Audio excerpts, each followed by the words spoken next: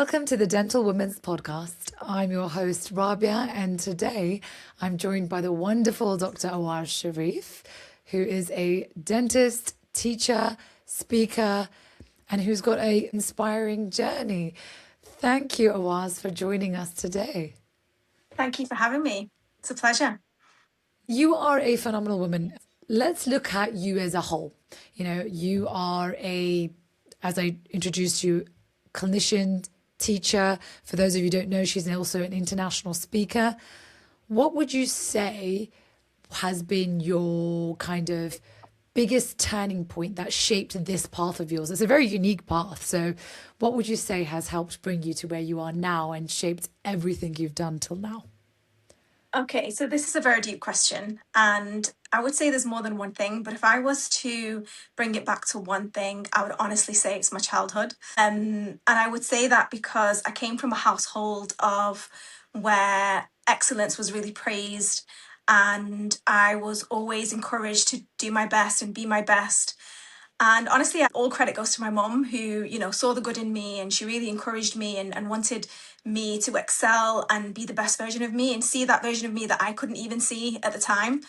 And it's a skill. And once it becomes ingrained in you, then it's just like an internal motivator that nobody needs to push you, but you'll have that desire within your heart that you want to excel, you want to achieve the best that you can and really bring out your true potential. So I would say, like, in a nutshell, like, what has shaped everything in my career, I would say honestly it's this internal motivator of I want to do the best, be the best, and make use of all the resources that I have. So we came from, like, my parents were immigrants and we came to the UK. I was actually born in Iraq myself. And so I was, my parents really valued the fact that we have an education here and to really make use of it. And they really ingrained that in me. And so I would say that is like the benchmark for all of the success that I see in my career. It's that I really value and appreciate what we have here. And I really value the fact that I've got such a good education and I've got such a good support network. And I just really wanted to make the most of it. So that's what keeps wanting me and like how I'm wanting to keep excelling. And once I kind of go through one hurdle, I'm thinking about how I can go to the next. So in a nutshell, I would say that it was that. But in terms of, like, specifically in my dental career, what I would say really pushed me is I really struggled as a dental student. And I was always like a straight A student, but clinically, I always struggled. And I always felt like on the clinics, like, none of the tutors really got me. I would say that for most people, they didn't struggle as much as I did. I think some people it just comes naturally, and other people they have to really work a little bit harder. But I was the one, I was always the last person on clinic. I didn't really know what it was. I mean, I know now that it was a lack of confidence, but I never felt like the tutors really empathized towards me. And I don't really blame them, because if it's something that you didn't really struggle for, it's really hard for you to put yourself in someone else's shoes where you're like, why is she struggling so much? Why didn't she get this? And then eventually, when I did get it and it just clicked for me, and I was like, wow, I want to be in a position where I can be the tutor that I wish I had, where I would give that sympathy and that understanding that I wish I had. Because I don't know what it was like for you, Rabia, but back when I was at dental school, it was very much like fear-based. And if you don't get this right, then you are going to fail. And I never really felt like the support or like somebody just in my corner saying, I know you can do this. I can see the good in you. Like, I was a lot worse than you and look where I am today. Nobody really said that to me. And I don't think there was any examples of people like that at the dental school. So when it did eventually click, I always knew that I wanted to then teach it to others. And teach it from a place of compassion, as opposed to I'm better than you, like very ego driven. And it makes me feel better that I can put you down and show you just how much better I am at this than you are. Do you feel like dentists do that a lot? I do Yeah. think dentists do that a lot. 100%, 100%. And you see that a lot, unfortunately, in the hospital environment, especially back when I was teaching. I think the teaching has changed a lot since then, but it was just really inspiring for me to be in that position to have other students and even other dentists where I'm like, yeah, like, I was in a worse position than you and I made it through, and I know you can do it too. It makes a world of a difference. That's what people want, right? Someone who believes in them, someone says you can do it. So I just don't, you're right, actually. I think I hear that a lot from dental students, that dental school can be not just competitive amongst your peers, but tutors making you feel like you're not good enough. And I don't know where that comes from because generally I would say very few dentists are naturally gifted clinicians. Like it's just not something you're born with. The ability to do endo and crown preps is just not natural, right? So it's practice. Practice is what makes, I stopped saying perfect now, what makes good. So why do you think it is that education in dentistry is not as supportive as it could be? Why do you think it's like that? I think perhaps it's just the mindset of how perhaps they were taught, and that's how you pass it on. It's kind of like you talk about abuse and like how abuse runs through in generations. It gets passed on from one to the other, and you don't really know any better. And it takes someone to just break that pattern and be like, I don't want to do this anymore. I want to choose to not come at it from like an ego driven place or a fear place or an I'm better than you place, but from a place of compassion. And that starts with having that compassion for yourself. So those people who are quite harsh to others are harsh to themselves. And when you are able to extend that compassion to yourself and have that understanding of, hey, I'm not perfect and it's okay, and I'm still worthy even though I'm not perfect, you were able to extend that to those who are below you, or, you know, to those who look up to you.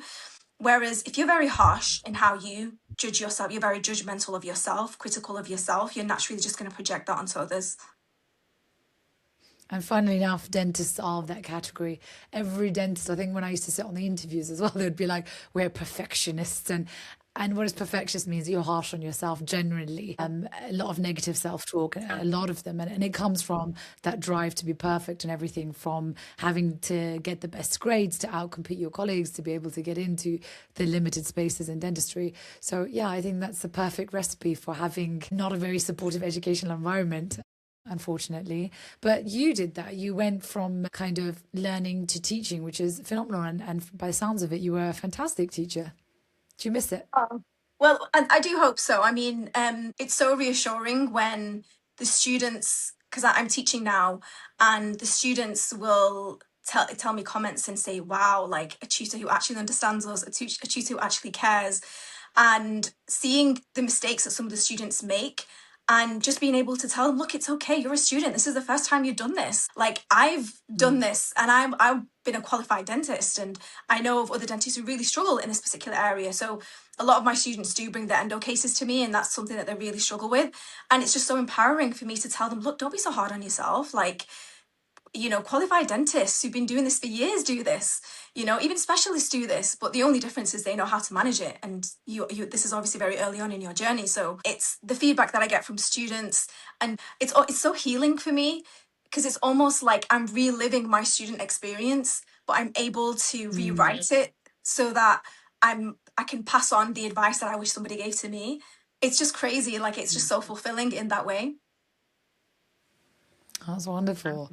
Well, how did you know? Because endo is your specialty. That's what you love to do. That's what it seems like these students have found out is your niche. So they're going to attack you with it because, funny enough, as you know, endo is one of the most hated subjects in dentistry. Rightly so. Even I hate it, to be honest. But how did you know endo was for you? Because I bet you probably didn't like it at dental school. Do you know, it's really crazy, the story. Initially, I didn't really get it, because endo is quite, there's specific steps that you need to do in a specific way, and as a dental student it can be a bit overwhelming, like, wait, what, why do you have to do this? And this, just the amount of steps that you need to kind of really keep on top of. And I remember just like praying to God and saying, like, God, I really don't get this, but I want you to help me be really competent in endo. And it's so crazy, but I think from that prayer, it was like I just kept, you know, reading, and the tutors that I had were great. I thought like the teaching at Liverpool was great when it came to endo. Like I did my first case and I was like, wow, I really love this. Like I get it. And so many tutors were praising me and saying, this is so good as a dental student. You should really take this on. And so subconsciously, I always thought like, okay, I really want to take this on. And even my educational supervisor, when I was a foundation dentist, even told me the same thing. And she's like, that's great. Like I hate endo, but this is great endo for just you know, someone who's just freshly come out of dental school. So I always knew that I wanted to do, you know, complete a master's or have a special interest in endo, because that was something that it just came naturally to me, and I really enjoyed it from the very beginning.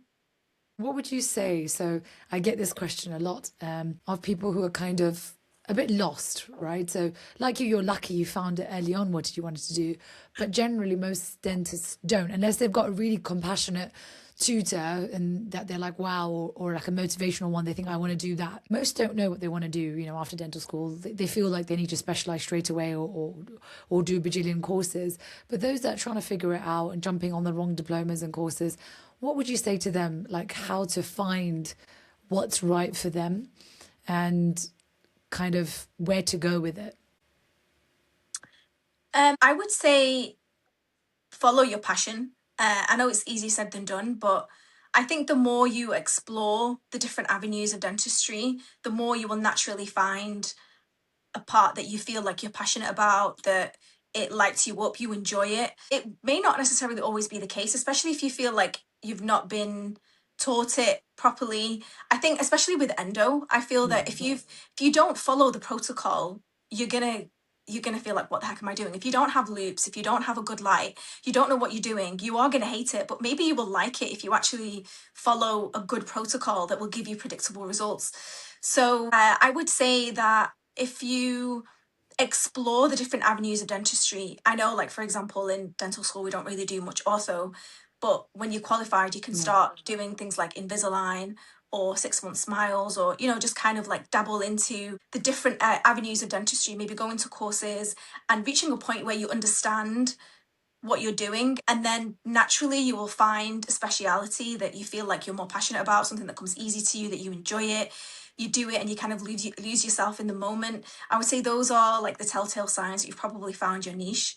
And I think the thing with a niche is that you might really like it at one point, and then you master it, which is what I feel like is happening with endo. Like, you master it and then you feel like, oh well, I actually like this now as well. And so just being open to going to courses, educating yourself.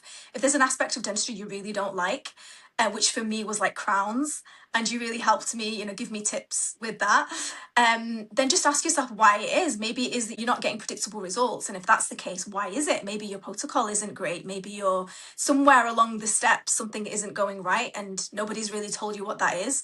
So just educating yourself, and you'll naturally be drawn towards your niche. That's the advice I would give. Well, you've got this really beautiful way about you, the way you think.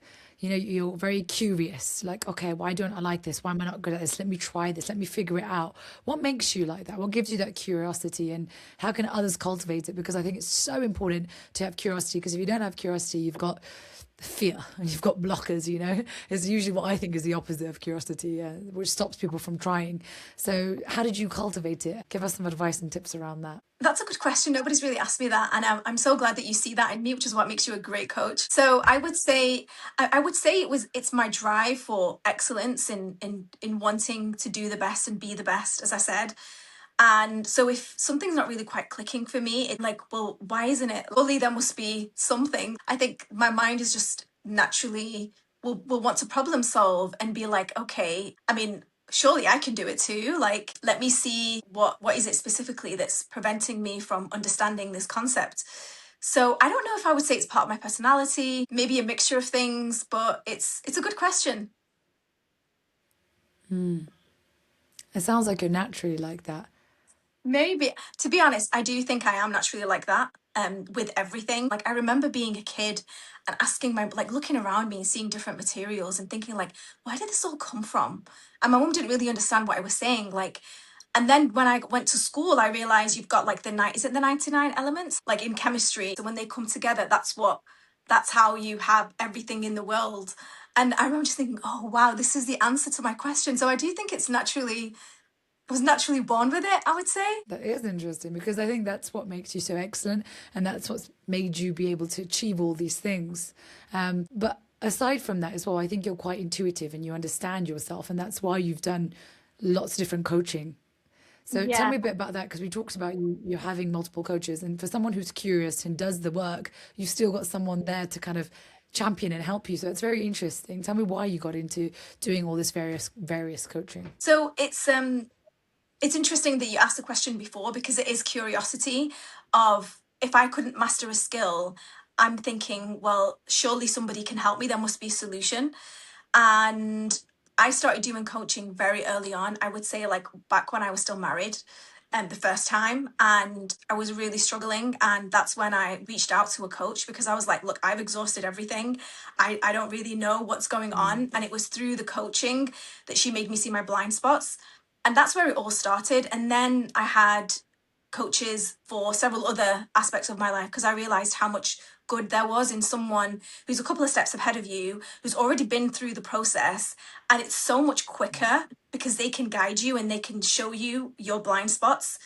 And often if you find that if you're repeating patterns in your life and you're not getting to the goal that you want, there's always a conscious or a subconscious decision that you're making again and again and again that's creating the same patterns. And in order for you to break those patterns, you're going to have to know what that is. And sometimes it can be quite sneaky. And if you don't have a coach who's going to be like, like you don't want to take that decision or you don't want to go down that path because look where that's got you. And it's an incredible amount of work. And I will say that I recently completed a master's, and I mean the story within itself is like crazy how I even managed to finish it at the end. And I was so close to just giving it up altogether. But I actually hired a coach and I said, look, for some reason, I'm not able to finish this thing. Like, I just feel overwhelmed every night. I tell myself I'm going to do at least half an hour. It doesn't work.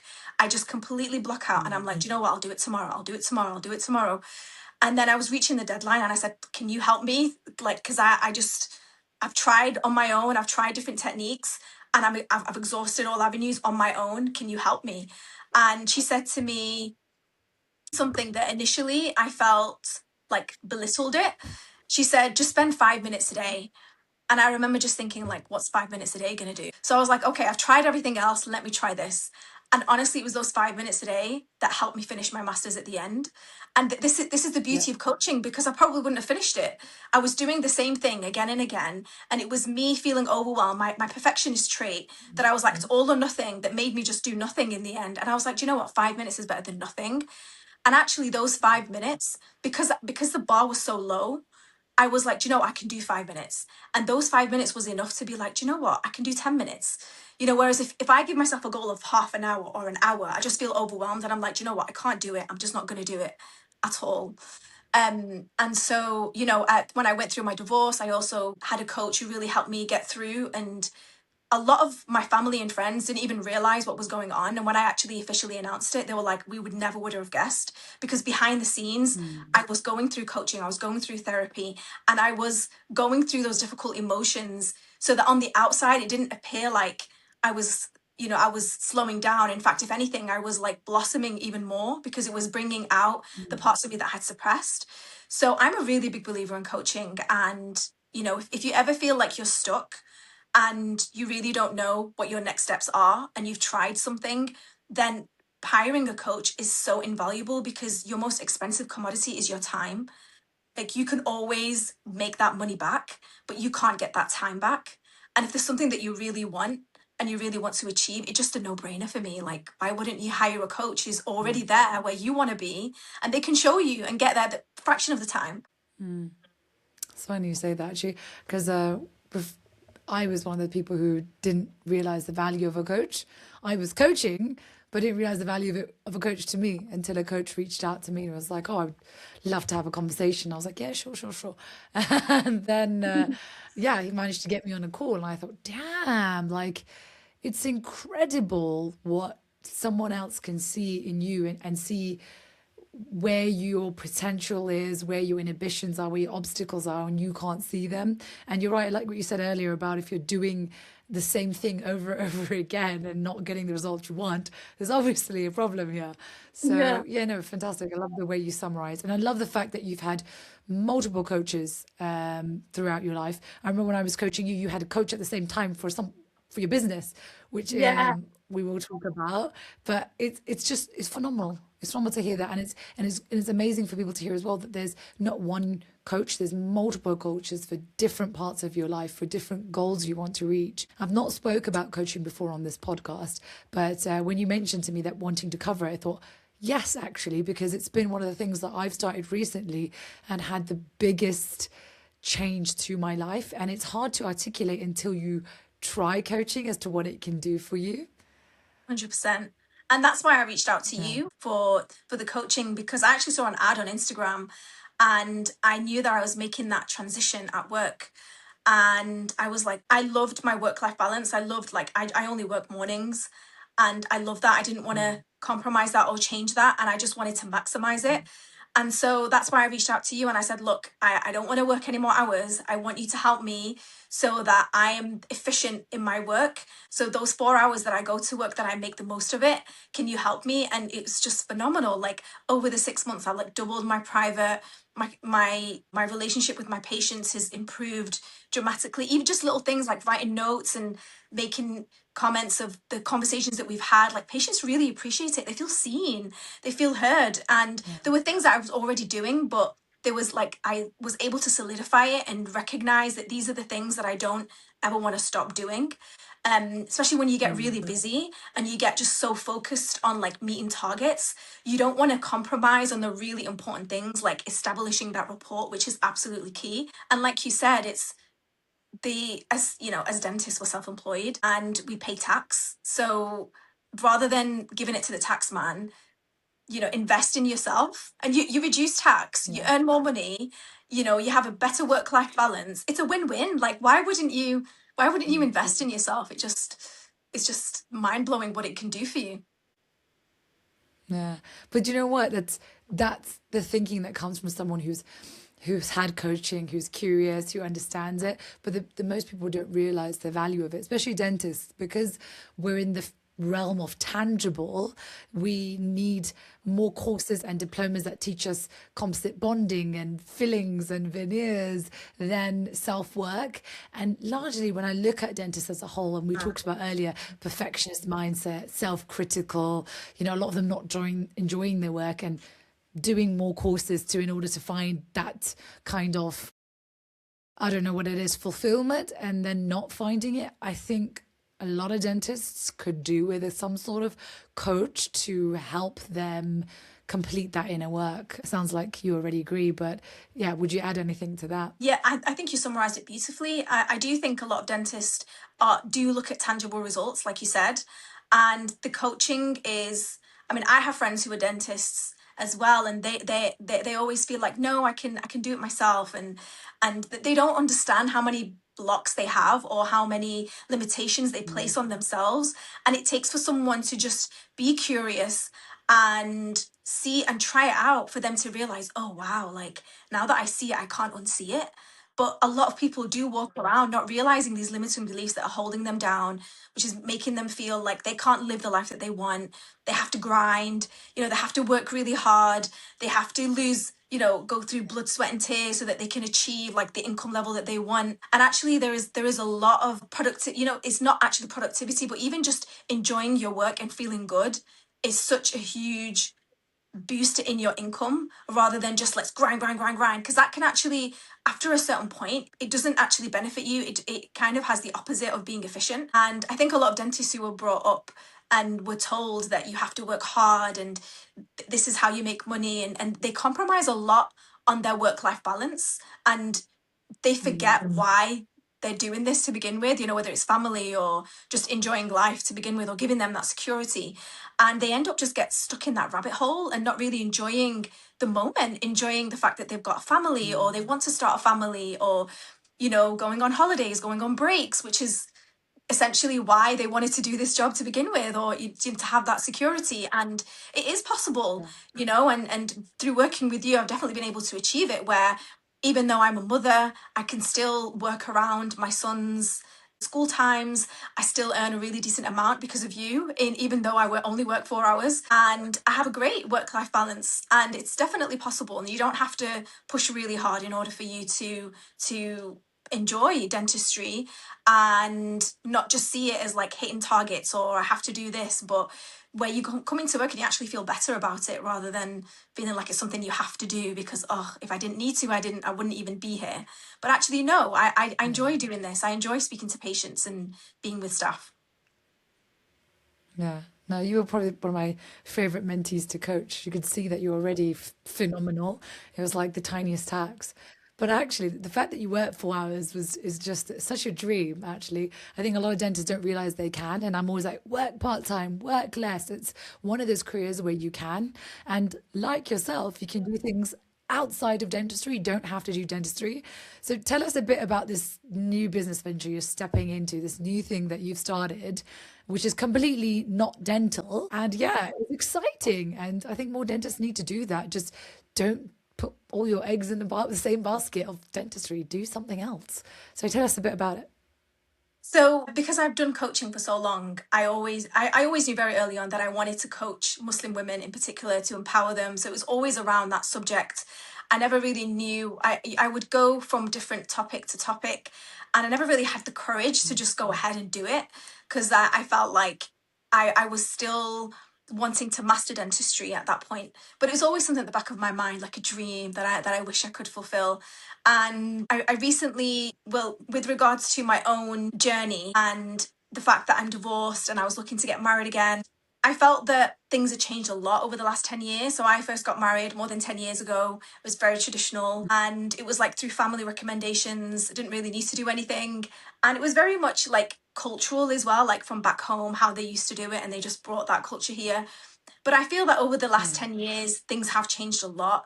You know, we've got the introduction of the apps, there are events at the mosque, which wasn't like that before, or even just like events. And I wouldn't say it didn't exist 10 years ago, but it wasn't as common as it is now. You've got like millions of users now, and it's meeting online. Spouses are meeting online a lot more than they did 10 years ago. And so just navigating this whole world, I just felt like, again, very much like dentistry, it was like a skill. And I remember going on the apps and just feeling like completely burnt out. And a lot of people that I knew were saying how they tried it and it didn't work. But then I knew people within my own family who had tried it and it did work. So I was like, well, clearly there's a strategy to this. And so I didn't feel like any Muslims were talking about it. So I actually reached out to non-Muslims and I asked them like teach me, how do I use these apps? So they taught me and I was able to get good results. And I was able to filter out, the serious men really quickly. But then I wanted to make sure that it was in line with the Islamic framework, so that I would go back to like the imams and the kind of the leaders at the mosque and tell them, okay, so this is what works. Like, how is this complementary to our religion? I kind of formulated my own kind of unique combined strategy that really worked for me. And so I was like, oh my God, like in the same way that I felt the same in my endo, where it was like, it just clicked for me, or even in dentistry, where I was like, this is gold. Like, I wish I could teach this to others, because at the beginning of my journey, I was really burnt out and I was really confused, and it's so easy to get lost. And a lot of women I know go on the apps, and even men, and they just give up. But there's a strategy involved. And when you follow the strategy, it works, you get results. And so I was like, oh my God, this is gold. I want to share this with everyone. And then for me, it was like, I wanted the best way for you to get transformation is for someone to coach you and to guide you through it, because it's not really just a strategy. It's like, I would say relationships brings out so much of you. Like, you discover so much about yourself that you would never know on your own. Like, I was so big on self-development even before like I got married. And then through marriage, I'm like, oh, I didn't know this about myself. And it goes all the way back to your childhood, and you think, oh my goodness, like I didn't realize that this would have affected me so much in my choice of what security even feels like to me, and my nervous system, and all this kind of inner work that, as a result of that, I've flourished in all aspects of my life. So I really truly feel like relationships are like a mirror. And when you're able to see yourself, you're able to realize, oh, like I actually don't feel like I'm good enough. And that has a knock-on effect on my career and how I show up and in my relationships and in my friendships. And it has a knock-on effect in everything. But it's your relationships that holds that mirror to you and allows you to see those inner parts of you that you couldn't really see. And so the strategy alone isn't enough. You have to do the inner work that complements it as well. And so for now, I'm big on coaching, but this is like my new baby, where I'm like so excited, and it's like I have this knowledge, and I'm like, I wish that somebody could have told me this. It would have saved me so much time, so much heartbreak. And so this is where my coaching business was born. And again, it is completely different to dentistry. But I did feel like I'd mastered dentistry and I'd hit so many milestones. And naturally, I do have very strong intuition. I felt like my heart was was like, yeah, it's ready. I'm ready for this step now. I'm ready to take it. And don't get me wrong, I was so scared because it's so different. Like, as you know, coaching is really different to dentistry. It's not like I can help your teeth go from this to this and you show them a picture, but it's like I can help you transform from this to this. And I'm a living embodiment of that. And it's not very tangible, but it's completely different to anything I've done. And that's probably why I'm so excited about it, because it's so new, but I'm also really scared, and I'm also nervous and excited and lots of all these different emotions. So yeah, it's like my new baby now. But it's probably because of everything that you've gone through is what makes you good at it. Like when I remember I started off my coaching and I was like, like I can't do this. Like I'm not qualified. I don't have any qualifications in communications or whatever. You know, completely ignoring the fact that I had so many people tell me this is how you make us feel. This is what you do. And then I had a marketing team come in, watch me. They were making content for the practice and they were like, whoa, we've watched hundreds of dentists and we've never seen patient Wow. journey or communications come out like this. You should sell this. And I was like, what? Sell how you talk to a patient? This is normal human being interactions. This is totally normal. This is common sense. This is like, and they were like, no, man, dentists don't do this. No, mm-mm. I actually rejected it for 2 years. So I know exactly what you're feeling is massive imposter syndrome. Like, I'm not qualified. I don't know what it's going to be like. But then when I realized when I started coaching, like mentoring people individually and helping them just in my practice and how it was changing their lives, I was like, oh my God, I want to help more people do this. And that's kind of where it grew from, realizing that experience is a fantastic teacher and what you can share from like your 10, 12, 13 years, 14 years, whatever of experience is sometimes bigger than a 1 year qualification, which is very textbook. Yeah. So I think people forget the value of experience, and what you're doing is phenomenal, and the way you talk about it and the way you describe it, and it's your curiosity again. When I was listening to you describe it, like figuring out how are some people successful and some aren't. There must be a recipe. Just listening to you talk about it, it just shows why you're going to be so fantastic in this business and why you're going to flourish, and your lived experiences. Now, we haven't touched on it, but you went through a lot. You went through a lot. You know, it was it whilst you were pregnant you went through your divorce, or was it during your postpartum depression? Because you had a lot going on at the same time whilst doing your masters. Like I think you had like a triple whammy going on. So I don't know. Tell us a bit about that season, because there's probably a lot of our listeners going through either a horrible divorce whilst pregnant, or with postpartum depression, or studying, and it feels like a lot, and it is a lot. So it was actually, my little boy was about 2 years old when I officially got divorced, and it was just such a relief. I would say that honestly, through the coaching, I was actually going through the coaching that made me realize, like, as you go through coaching, you elevate, and I worked on like my self-belief and my self-worth. And when that rose, I was like, wait, hang on a second, what am I even doing here? And it just reached a point where I'd exhausted all efforts, I'd done everything on my side, and then I realized, after I'd grown and I basically outgrown the relationship, that I realized that this is no longer serving me. It was never healthy, but I just couldn't recognize it. And it was only after I did that inner work, where I was having a healthy relationship with myself, that I was able to see how unhealthy it was. And honestly, like, and I know a lot of people stay for the kids, but it was seeing my son and him not wanting to grow up, knowing or having modeled an unhealthy relationship, or him to ever think that it's okay to treat a woman like that, or it's okay to tolerate a relationship like that. That was the biggest catalyst of me being like, this is not good. Like, this is not healthy. This is not how I want to model to him. And it took for me to be a mother for me to realize that, because it was like, maybe I tolerated it before for various reasons. But then being able, now that my son was in the picture and he was seeing it, I was like, this is a huge responsibility on me. I don't want him to grow up thinking that this is okay. And I wanted to break the cycle, that, generational cycle that my mum went through and my grandma went through, and, it just gets passed down. That I was like, I'm going to be the person who's just going to say, no, I refuse. And I don't want my son to live like that. And I want him from a very young age to have that internal self-validation where he feels how, he has a very strong perception of himself, and he has a strong sense of self-worth that doesn't come externally but is cultivating that internally. So it's almost like as I was reparenting myself, I was able to parent my son in the way that in a healthy way, because I understood what a healthy, healthy self-esteem looked like. I understood what a healthy connection looked like. And so honestly, it was all through the coaching, which is why I'm so passionate about this and about relationships, because it took my relationship for me to realize the toxic relationship that I had with myself, how self-critical I was. And it got me very far, because that's why I've achieved so much.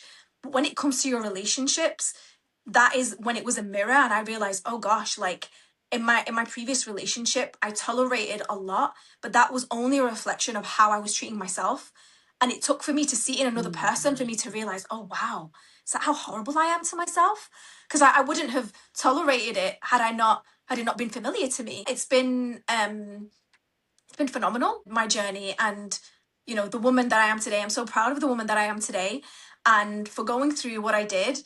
And I'm here telling my story, and hopefully be an inspiration for anyone else who may be going through something similar, that you'll make it through and you'll be stronger than you ever were. That's beautiful. No, you every time I hear you, whenever you share, I'm like, it's a curiosity. And you're right. The coaching has helped unlock who you were underneath all of that. You Yeah. know, being a dentist is tough. Being a single mum is tough. Being a teacher, and actually sounds like a coach is tough, but right now it sounds like it's one of your favorite things to do. But all of these things that you have, all these hats, how are you managing them all? And for me, I think the biggest one is actually being a single mum, because I know how hard it is being I'm not a single mom, but being a mom, full stop. So now being a single mom and doing all the things that you're doing, and you're thriving. How are you balancing it all? I know the coaching has helped you show up this way, but what are you doing to maintain and manage this energy and keep it consistent and be that positive light that you are, and not burn out? That's a really good question. I would say having a good support network is absolutely key. So I have family and friends nearby, I have amazing neighbours. And I feel like a lot of mums might feel guilty about asking for support, asking for help, because they feel like, well, I'm the mum, I should have it all together. Yeah. But I asked help very early on. I knew through the coaching how important it was for me to enrich myself and pour into myself, because you understand this as a mum. When you don't pour into yourself, it just has a knock on effect on the kids. And the kids want to see you happy and whole and playful, and all the things that will help them thrive and feel happy within themselves. And so I wasn't really guilty about taking my son to my mum's or like my cousins or, family or friends or neighbors, people that I trusted. I didn't feel guilty, because I knew when I come back, I'm going to come back stronger, and I'll be able to, play with my son, and we'll have such a good time together. And that is the mum that he wants to see, not the really angry, burnt out mum who, I never want him to feel like that it was something that he'd done, or that he feels like, well, why is mum like this? Is it something that I've done? Because my mum was also a single mum, and she didn't have that support network. She did everything herself.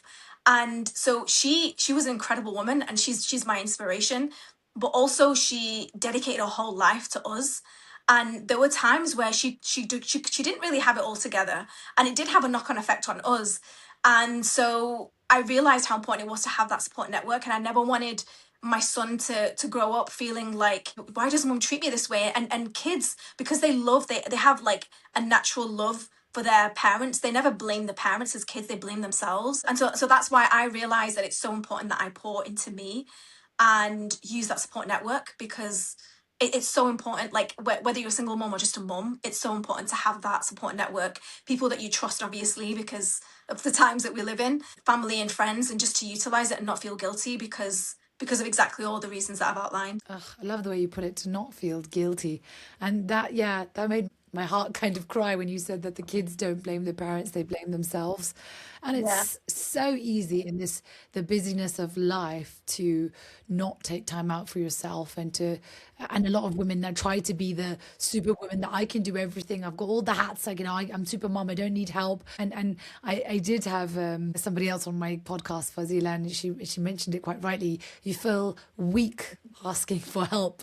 And Yeah. a lot of us have been guilty of that, thinking that, no, these are my kids, I should be able to. But actually, we weren't meant to do this alone. If you look back in the day, like they say, it takes a village to raise a child. Yeah. It does.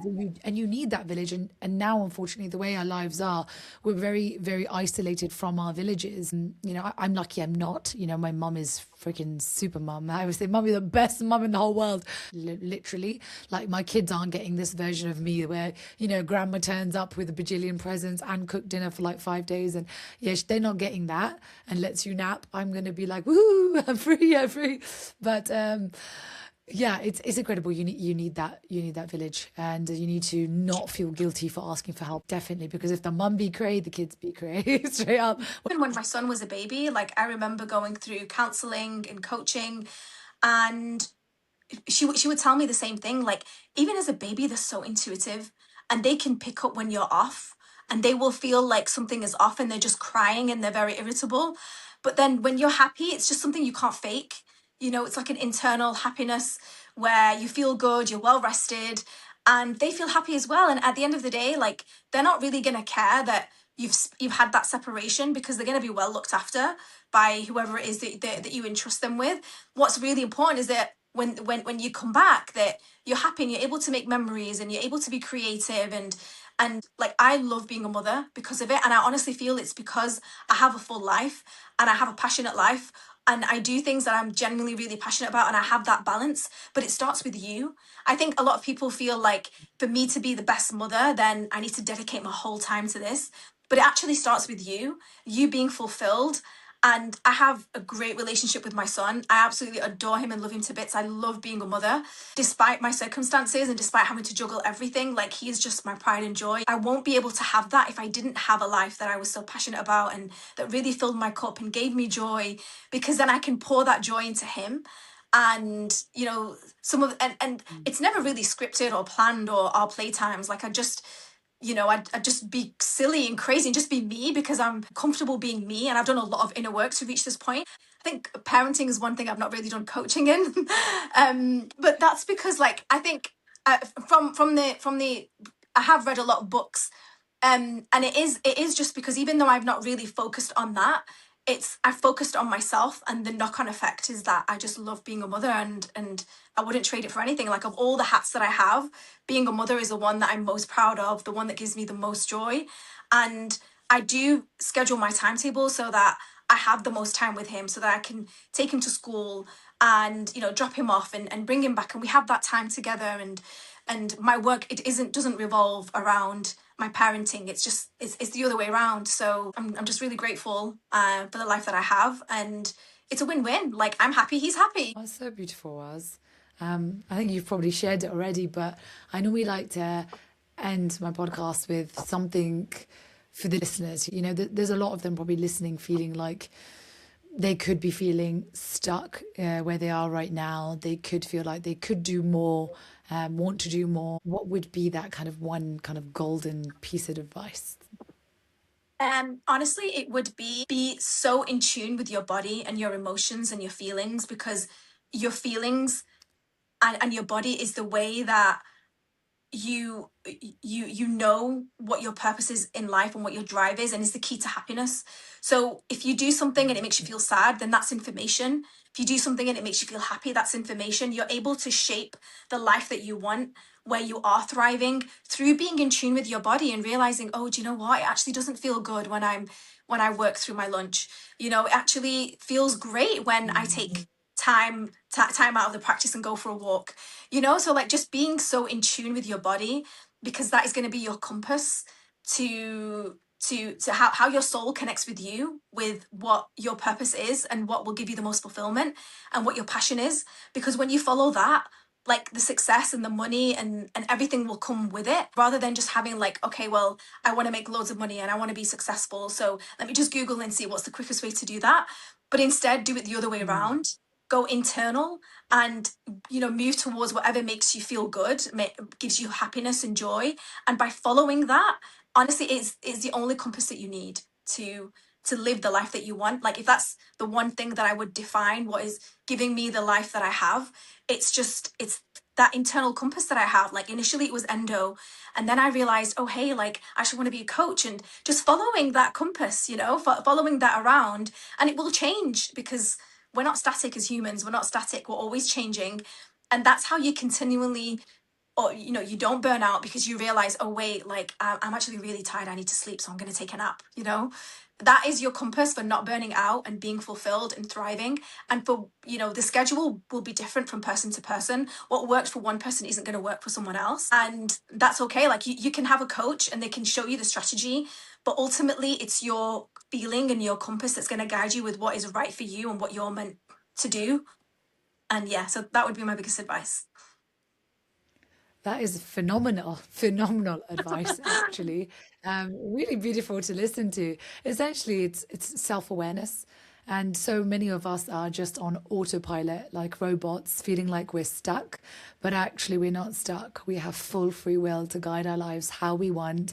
And we talk about the brain being neuroplastic, our lives are neuroplastic if we can change it how we want and shape the life that we want. So that's beautiful advice. Thank you. And thank you for today. I forgot how much I love to do podcasts. So I'm so glad I kicked off this next season with the wonderful Awaz Sharief. Thank you for being on the Dental Women's podcast. Thank you so much for having me. It's been such a great experience. Thank you.